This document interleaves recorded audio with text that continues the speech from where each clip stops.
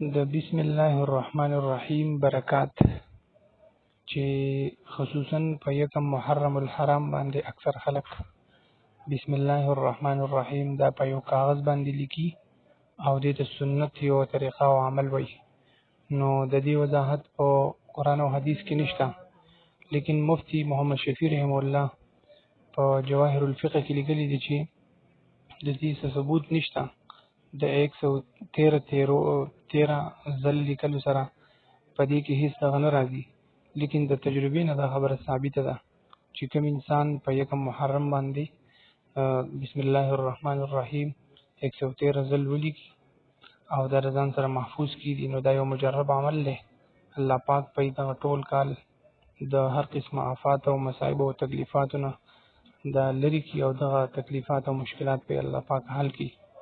نو دا د بزرګانو او د شيوخو یو طرز طریقه عمل له، لیکن د دې د سنت او د واجب هیڅ یو کتاب او په هیڅ یو حدیث او فقه کې نه راغلي چې دا لازمی ده او د سنت ده.